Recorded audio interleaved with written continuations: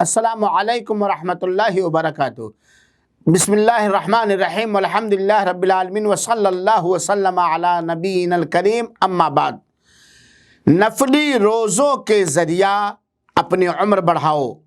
نبی کریم صلی اللہ علیہ وسلم اپنے اصحاب کرام رضی اللہ عنہم اجمعین کو پورے سال میں، چاہے وہ موسم سرما ہو یا موسم گرما، نفلی صوم رکھنے کا شوق دلایا ہے اور ترغیب دی ہے۔